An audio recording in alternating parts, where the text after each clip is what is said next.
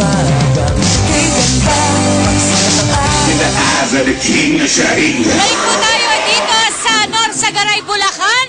At narito pa rin po tayo sa Crispy Pata, capital of the Philippines. Nakubukod po sa mga masasarap na crispy pata at iba't iba pang mga masasarap na pagkain dito sa Norsagaray.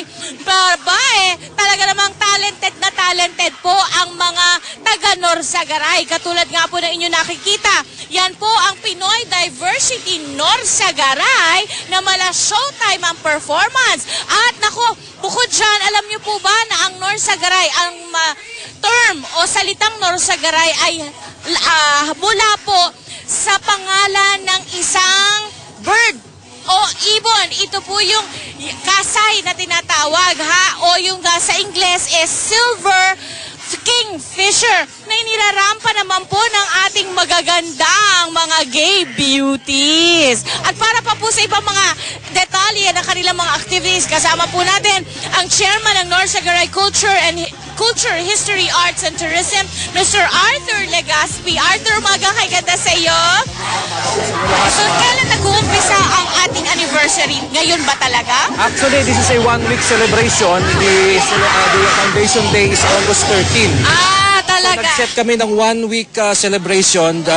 Lahat yan, may araw-araw may events kami dito sa Norsagaray. So, yung napakita nating pagkasarap-sarap yung crispy pata, merong cooking competition dito, di ba? Competition, exactly. Kasi naghahanap kami ng mga bagong recipes. Kasi ang aming crispy pata ay, it's been going on for 40 years already.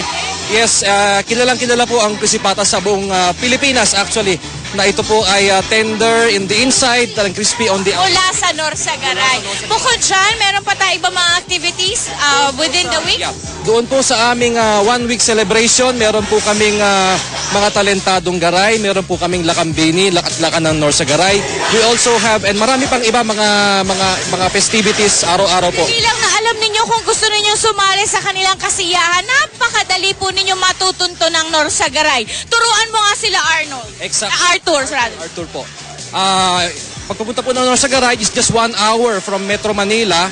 Pupunta po kayo dito via the North Luzon Expressway. From there, mga 30 minutes po. Very accessible po ang bayan ng Norsagaray. Kaya napakadali lamang po ng biyahe para matikman ang masarap na crispy pata. Arthur, mag-imbita tayo.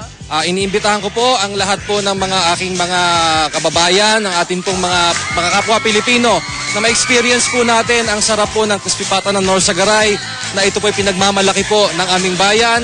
Pumunta po kayo dito, napakasaya po dito sa Norsagaray. At hindi lang pagkain, hindi lang talent, kundi yung mga tanawing kagandahan ay ma-experience rin. Ako, marami po kayong pwedeng puntahan dito.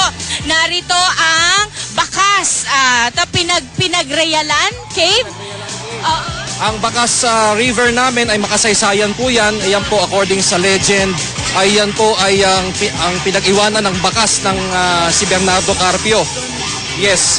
At ang Pinagreyalan Cave, isang isang tourist spot dito sa Norsagaray kung saan nagtago yung mga katipunero at saka yung mga hapon ng mga undang Inuin mo nga naman, only 30 minutes away from Metro Manila. Maraming salamat sa iyo, Arthur. Maraming salamat din po sa mga taga Norsagaray, Bulacan. Samantala, mga sculptures naman po nagawa sa iba't ibang material ang ipapakita sa atin na mamaya lamang po sa pagbabalik na inyong morning show ang Umagang Kay Ganda.